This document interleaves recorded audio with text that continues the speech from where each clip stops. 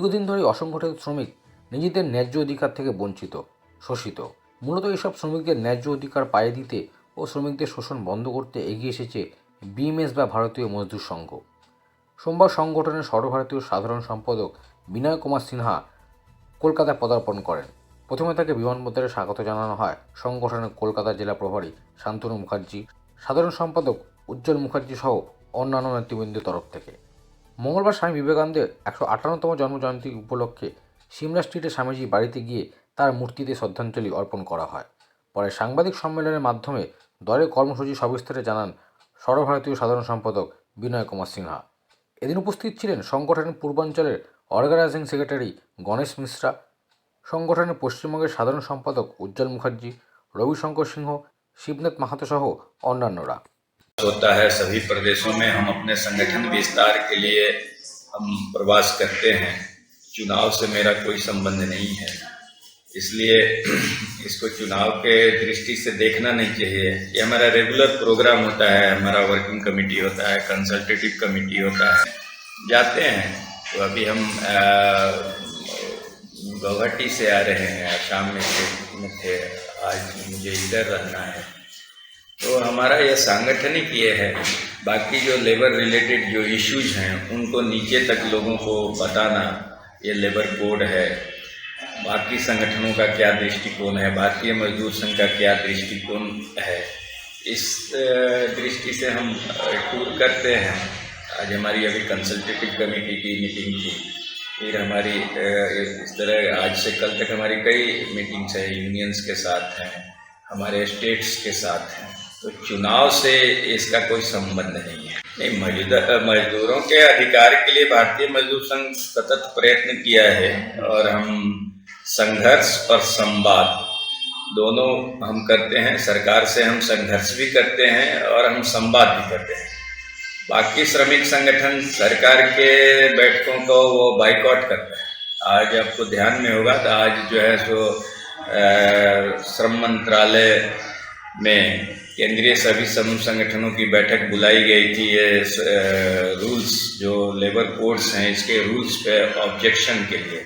तो बाकी जो 10 समूह संगठन किसी न किसी पॉलिटिकल पार्टी से उनका एफिलिएशन है, उन लोगों ने इस बैठक को बाइकआउट किया है, लेकिन भारतीय मजदूर संघ पार्टिसिपेट किया है।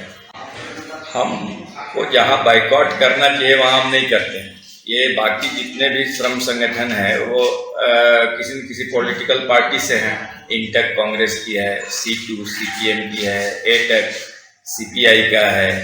तो ये लोग पॉलिटिकल कारणों से सरकार के ये बाइकआउट करते हैं। लेकिन अगर हम श्रमिकों के प्रति चिंतित रहते तो मुझे अपनी बात रखनी चाहिए। मुझे क्या मेरे ऑब्जेक्शन है वो जब तक हम प्लेटफॉर्म पर नहीं रखेंगे। आप सड़कों पर रखते हैं, प्लेटफॉर्म पर नहीं रखते हैं। अभी आप देख रहे हो कि किसान आंदोलन में भी कई ट्रेड यूनियंस उसमें उनका सपोर्ट कर रहे हैं। जो एरिया है, जो मेरा कॉन्स्टिट्यूएंसी है, लेबर कॉन्स्टिट्यूएंसी, हम उसको चिंता न करके हम बाहर की चिंता करते हैं। ये 4 जो लेबर कोड हैं, ये 4 लेबर कोड में 2 कोड बहुत ही अच्छा है। भारतीय मजदूर संघ ने उसका स्वागत किया है। आपका वेज कोड, अभी आपके ध्यान में होगा कि अभी क्या है कि वेज कोड में प्रदेश और प्रदेश का अंतर है। किसी प्रदेश में ज़्यादा है, किसी प्रदेश में मतलब उनके सभी का अपने अपने अलग अलग रेट्स हैं। लेकिन अभी जो ये वेज कोड है, ये यूनिवर्सल वेज कोड है, सभी प्रदेशों में ये लागू होगा। और कोई प्रदेश उससे ज़्यादा देना चाहे तो उसकी छूट है, लेकिन उससे कम नहीं होगा। तो इस वेज कोड के लागू होने से एक अंतिम मजदूर को भी मिनिमम वेज मिलेगा, जो अभी तक किसी सरकार ने किया नहीं। इसी तरह हम जो है सोशल सिक्योरिटी कोड का हम स्वागत करते हैं। सोशल सिक्योरिटी कोड में आपको पहली बार किसी सरकार ने plantation, gig workers, platform workers को सोशल सिक्योरिटी कवरेज में लाया है। और आपको ESI जो है सरकार ने 760 जिलों में कवरेज किया है। ईच एंड एवरी डिस्ट्रिक्ट में उनका डिस्पेंसरी होगा। अभी तक मात्र 544 जिलों में ये था। सिमिलरली EPFO में लेकिन इसके साथ साथ 2 कोड का हम विरोध कर रहे हैं।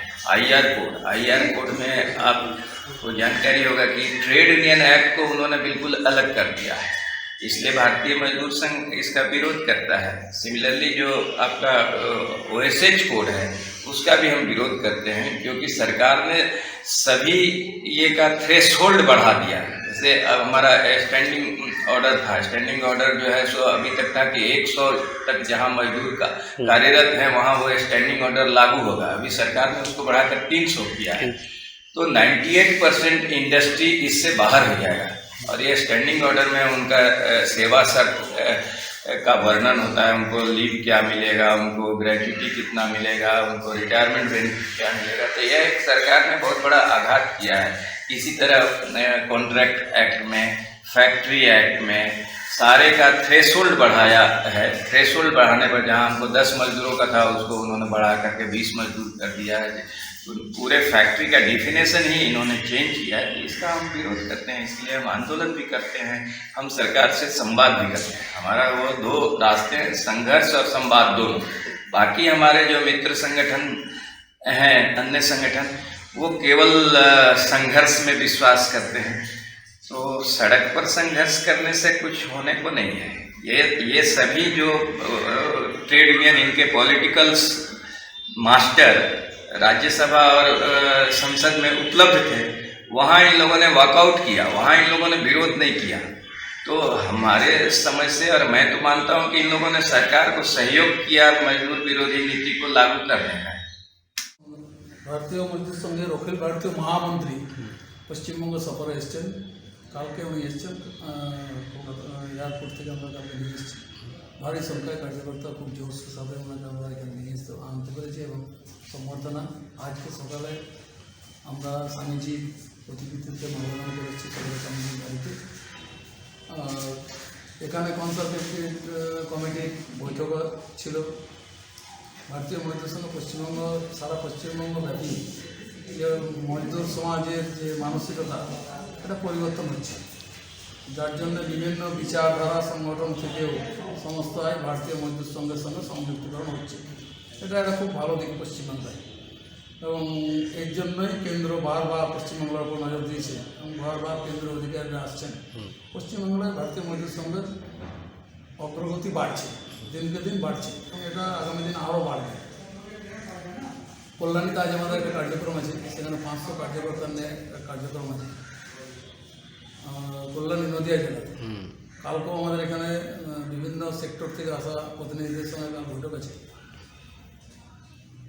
আগামী দিন ভারতীয় মজদুর সংঘের নেতৃত্বে সারা পশ্চিমবাংলা মজদুর বর্গকে নিয়ে আমরা যে সমস্ত মজদুরের দাবি দেওয়া আছে রাজ্য সরকার, কেন্দ্র সরকার, আগামী দিন আমরা বিরাট বিশাল এক আন্দোলনের পথেই রাস্তা নিতে চলেছি।